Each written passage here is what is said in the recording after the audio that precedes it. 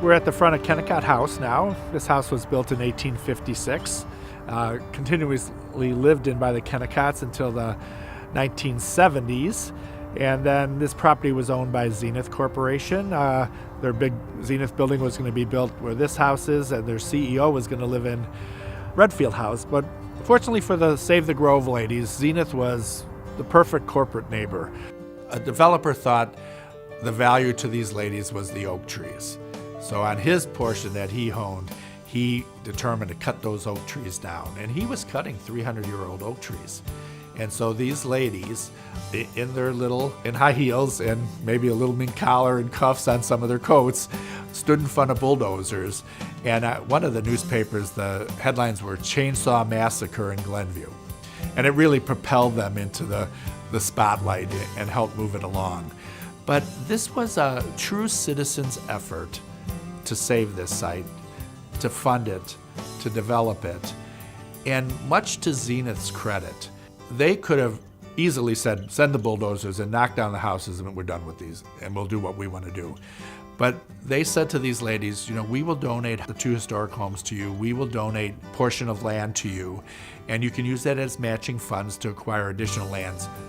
But it can't be owned by you guys. It has to be owned by a governmental agency. And I don't know if they chose the Park District, but the Park District rose up to the challenge. And the citizens of Glenview voted overwhelmingly to financially support the Grove. And so restoration of the historic Kennecott House began.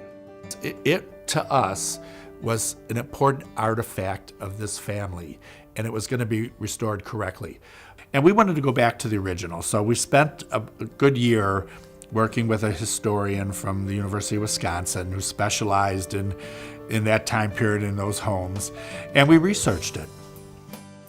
Looked in every wall, went through all the layers of flooring. We were determined to put it back together the way it was when Dr. Kennecott had it built.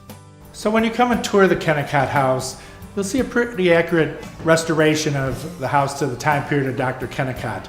The Kennecotts lived in here, the 2 principal people, Robert and Dr. John Kennecott, for 10 years, and that's the time period we use in the house, 1856 to 1866. Well, we have 70 original pieces of furniture that we received from the family. And for a historic home, that's a pretty good amount of furniture to have. A typical house that you might go see that's historic may not even have a single piece of furniture in it from that family. We're extremely fortunate that not only did the family save letters and documents, but they saved furniture too. And over the years, it was returned to the house by family members. We're in the dining room now. It has the original table. It was a table that could seat up to 30 people. It actually extended from one room into the other, into the room that we call the mud room. And it was a table that the family had dinner around, but had discussions and debates around. There's some famous recordings of Robert Kennecott in the Prairie Farmer magazine coming in while his father was entertaining with a live Massacre rattlesnake, the local rattlesnake, and he would set it on the table and then leave to go upstairs while the snake slithered around. We're in Dr. John's medical office, and his office where he did a lot of his correspondence, in the bay window on the other side of the room. He sat on a desk there and wrote sometimes from morning till night.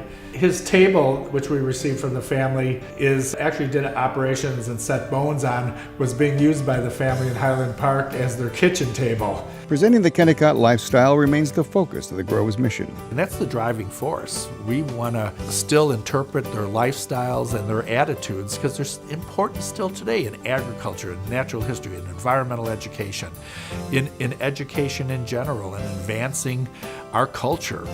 And they were very good at it and had really well thought out ideas that have been adopted by these citizens groups to move us forward.